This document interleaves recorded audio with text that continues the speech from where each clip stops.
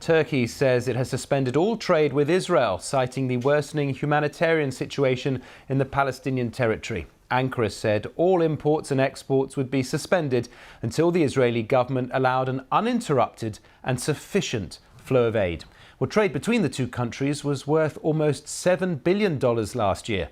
Israel's Foreign Minister, Israel Katz, accused Turkey's President, Recep Tayyip Erdogan, of behaving like a dictator, adding that Turkey would lose. Well, in Gaza, the United Nations claims aid lorries have been regularly blocked on a road leading to a key Israeli checkpoint. It says these delays are hindering humanitarian efforts, although Israel says it is doing everything necessary to facilitate aid. Well, BBC Verify's Jake Horton has been looking at the evidence. People in northern Gaza are facing imminent famine, and humanitarian groups say more food is urgently needed. The majority of aid comes over land on lorries. It's collected from southern Gaza and taken north. How quickly these lorries are able to travel through Gaza is crucial. Israel says it's doing everything necessary to make that process as smooth as possible. But the UN says big queues at a key Israeli checkpoint inside Gaza are repeatedly hindering its efforts. The checkpoint is here, on Salah al-Din Road, a key route for aid south to north. We've been investigating reports of blockages here over the past month. Exclusive satellite images obtained by BBC Verify show a bottleneck of lorries just north of that checkpoint. In this photo, from the 15th of April, you can see dozens of lorries. We've counted more than 70 in a kilometre-long queue. The UN says the blockage built up over 3 days, and almost half of the fleet used to deliver aid was stuck at its peak. The UN has previously sent us these images from on the ground. You can see a line of empty lorries pulled up on the side of the road. We've located these to the same stretch of road on Salah al-Din. Similar blockages have happened before, according to the UN. And we found satellite images that confirm this, like this incident in early April, where you can see dozens of trucks waiting north of the checkpoint. We asked the Israeli authorities about these reported delays, but we haven't heard back. Israel has previously accused the UN of being too slow to distribute aid. In this tweet posted on the 11th of April by COGAT, the Israeli body that oversees humanitarian efforts, they said there was sufficient aid for 600 lorries waiting to be picked up, and that the bottlenecks aren't on the Israeli side. A week later, in another tweet, COGAT said the aid had built up further, urging the UN to do its job. The UN says their work in Gaza is often restricted by Israeli rules. Israel now says it's reopened the main aid crossing into the north, but as people there edge closer to famine, the UN says better cooperation is needed from all sides to distribute supplies properly within Gaza. Yeah. Jake Horton there. Well, with me now is Saeed Shahata from BBC Arabic. Saeed, all of this underlines the need for a truce. So how are those talks going?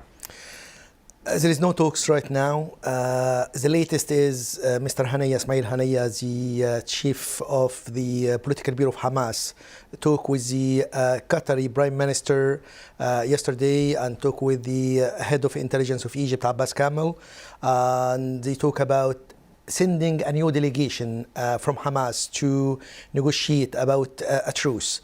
They were supposed Hamas to respond to a proposal from Israel on Monday, but they didn't. On Wednesday, they didn't. So it looks there is a problem because Hamas and Israel, they have a big gap between them. Hamas conditions the withdrawal of the Israeli forces from Gaza. They want to... And a permanent ceasefire. A permanent ceasefire. Yeah. But Israel is saying, after the release of some hostages, a return of some prisoners, will be kind of a truce for 40 days where there will be no hostilities or no fighting.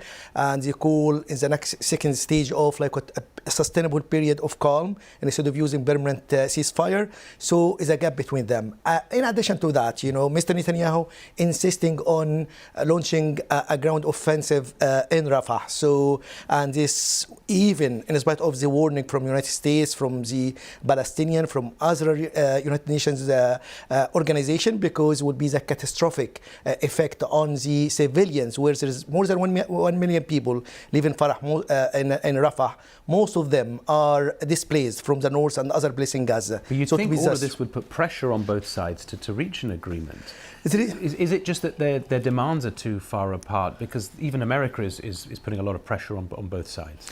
The Americans, they're trying to put, they're saying, Mr. Blinken and Mr. Biden saying now Hamas turn to accept what is Mr. Blinken said a strong proposal from Israel, but in Hamas' opinion is not, because their condition are not compromised according to them. So they insist on the withdrawal and the return of the displaced people from the south to the north, and this will affecting, the situation inside Gaza. So the picture you're painting is that sides are very far apart at the moment. The longer this goes on, though, it's bad news for both sides, and our BBC colleagues are reporting alarm in Israel over possible legal action over Gaza. This interesting report on the BBC website saying that the International Criminal Court is potentially planning to seek arrest warrants for military and political leaders on suspicions of war crimes, including Prime Minister Benjamin Netanyahu. He could be among those. It's not a good news for Israel, because there is some isolation for Israel in international areas. There is demonstration in America, there is demonstration in other places. There is a case by South Africa against Israel in the International Court of Justice, and now seeking arrest warrants against Mr. Netanyahu and other top leaders from the army and the politician. It's not a good news. And even Mr. Netanyahu, and this shows his concern about that. He said he accused the ICC of attempting to paralyze the ability of Israel to defend itself. So he accusing them, but the ICC looking at that after Mr. Karim Khan, the chief prosecutor of the ICC, looking into the cases. He visited Israel, didn't he, and the occupied West Bank last December. And this is coming off the back of that. Yeah, he visited and he condemned the violence against civilians on both sides, not only on the Hamas, in Gaza side, but also what the Hamas done in Israel. So he condemned both sides, and he promised to investigate that. Yeah. And part of that is maybe a plan of arrest warrants against Mr. Netanyahu. Potentially. I should just say Mr. Netanyahu has called the prospect of senior Israeli figures joining the wanted list as an outrage of historic proportions, accusing the ICC of attempting to paralyze Israel's ability to defend itself. Saeed, as always, thank you very much.